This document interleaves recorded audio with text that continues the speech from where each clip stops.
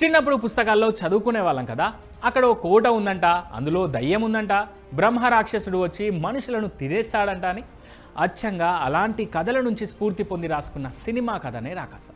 మానస శర్మ ఈ కథను రాసుకున్న తీరు కంటే దాన్ని మంచి స్క్రీన్ ప్లేతో తెరకెక్కించిన విధానం చాలా బాగుందని చెప్పాలి. ముఖ్యంగా ఫస్ట్ హాఫ్ అంతా పాత్రల పరిచయం, సంగీత్ శోభన్ మార్ కామెడీ ట్రాక్స్, సరదా ఎలిమెంట్స్తో సినిమా చాలా లైట్ మూడ్లో ఎంటర్టైనింగ్గా సాగుతుంది. ఇంటర్వెల్ బ్లాక్ ఇచ్చే ట్విస్ట్ సినిమాపై క్యూరియాసిటీని పెంచుతుంది. సెకండ్ హాఫ్ అంతా నలుగురు చుట్టూనే కథ తిరుగుతుంది. మరీ ముఖ్యంగా హీరో కోటలోకి వెళ్ళాక కథ కాస్త నెమ్మదించినట్లు, ఫ్లాట్గా మారినట్లు అనిపిస్తుంది. కానీ ఎప్పుడైతే వెన్నెల కిషోర్ పాత్ర ఎంటర్ అయిందో అక్కడి నుంచి మళ్ళీ వేగం పుంజుకుంటుంది.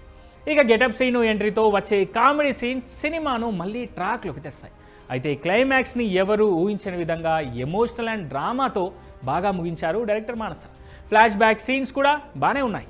ముఖ్యంగా రాజు ఎపిసోడ్ అయితే సినిమాలో అదిరిపోతుంది. సంగీత్ శోభన్ ఈ సినిమాకి అతిపెద్ద ప్లస్ పాయింట్. తనదైన screen presence, dialogue delivery, natural comedy టైమింగ్తో సినిమాను తన భుజాలపై నడిపించాడు.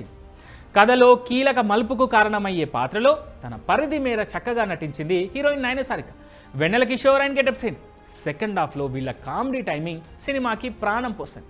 అనుదీప్ దేవ్ అందించిన పాటలు పర్వాలేదనిపిస్తాయి, కానీ బ్యాక్గ్రౌండ్ మ్యూజిక్ మాత్రం ఇంటర్వెల్, క్లైమాక్స్ సన్నివేశాలను బాగా ఎలివేట్ చేసింది ఈయన మ్యూజిక్. ఇక దర్శకురాలు మానస శర్మ మొదటి సినిమాతోనే మెప్పించింది. విఠలాచార్య తరహా చందమామ కథల కాన్సెప్ట్ను ఇప్పటి జనరేషన్కి తగ్గట్టు క్లీన్ కామెడీతో బాగా డీల్ చేశారు ఈమె. అయితే సెకండ్ హాఫ్లో చిన్నపాటి తడబాటు ఉన్నా ఓవరాల్గా డైరెక్టర్ మంచి మార్కులే కొట్టేశారు. నిహారిక కొడుదల నిర్మాణంలో వచ్చిన ఈ సినిమా ప్రొడక్షన్ వాల్యూస్ కూడా చాలా బాగున్నాయి. ఇక ఓవరాల్గా రాకాస గురించి చెప్పాలంటే మంచి ఒక కామెడీ థ్రిల్లర్ ఎంటర్టైనర్ సినిమా అని చెప్పవచ్చు. చందమామ కథలంటే ఇష్టపడే వారికి విపరీతంగా నచ్చుతుందని చెప్పవచ్చు.